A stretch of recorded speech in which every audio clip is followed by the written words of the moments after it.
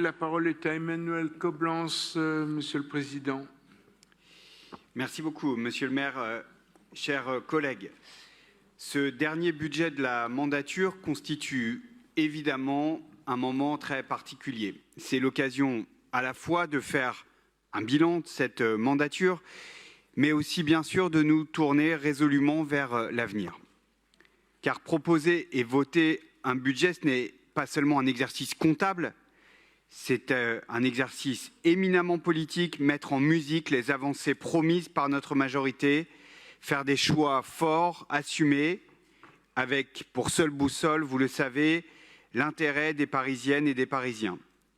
Et dans le contexte politique et économique que nous connaissons, c'est un exercice particulièrement difficile cette année. Cela a été rappelé à de nombreuses reprises ce matin.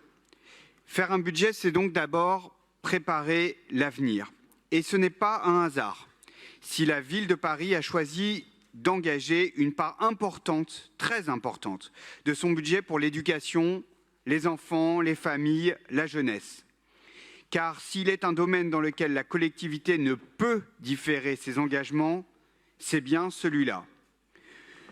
En tant que président de la 6e commission, permettez-moi aujourd'hui donc de mettre l'accent sur les délégations qui la composent et dans la continuité d'interventions précédentes comme celle de Jean-Noël Acquois par exemple.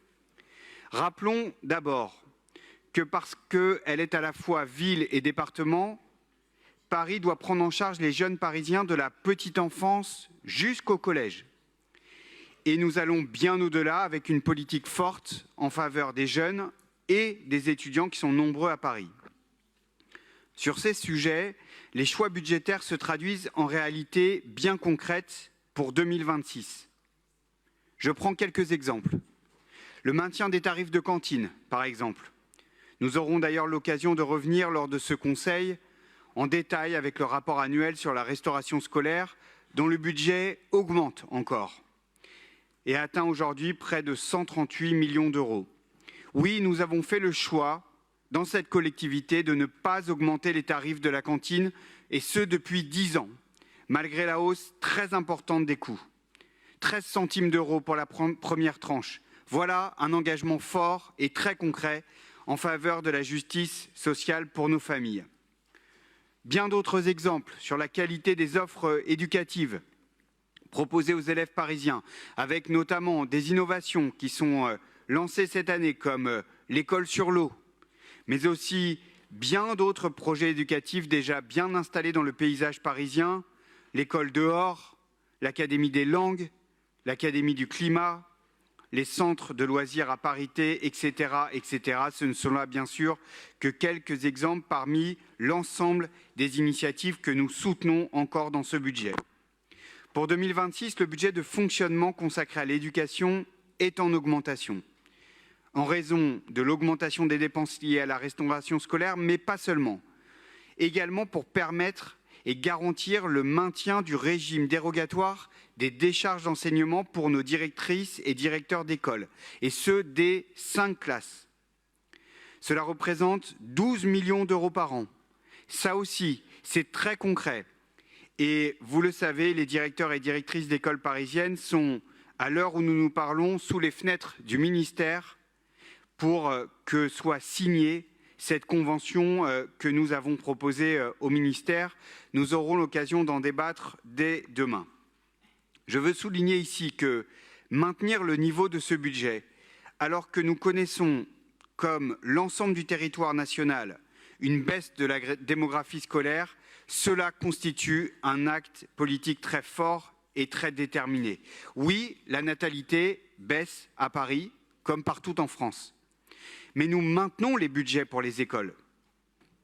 Nous aurions pu ajuster, je prends le terme évidemment avec des guillemets, nous aurions pu ajuster par exemple le nombre d'ATSEM, ces accompagnatrices d'enfants dans nos écoles maternelles. Eh bien, nous choisissons de ne pas le faire.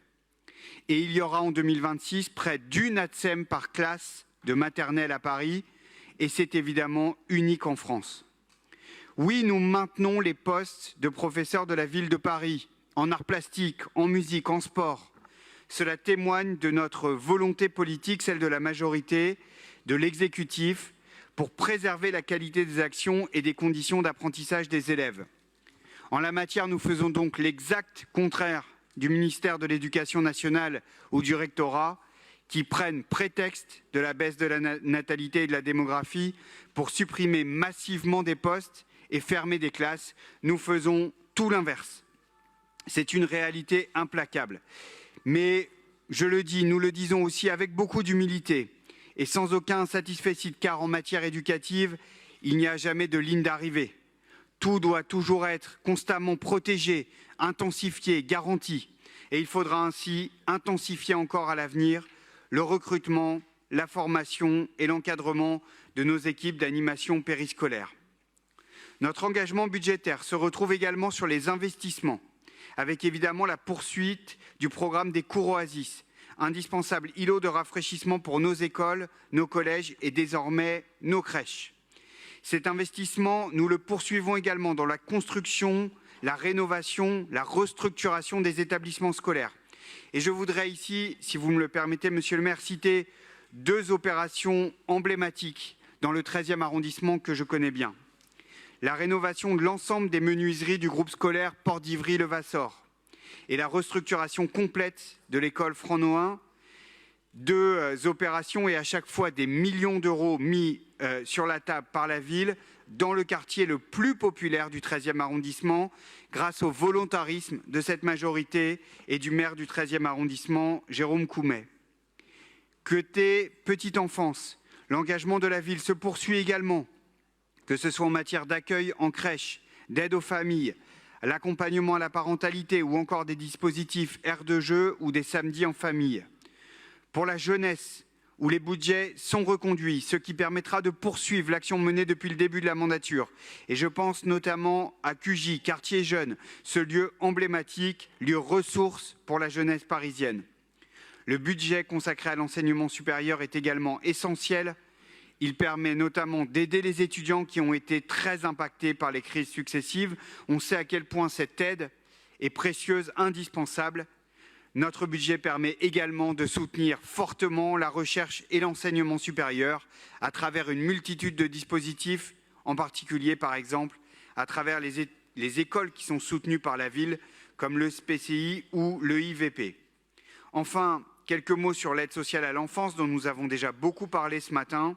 Le budget est en augmentation de près de 13 millions d'euros par rapport à l'an dernier. C'est une hausse qui répond à des besoins croissants de la protection de l'enfance et de l'hébergement des jeunes victimes de maltraitance.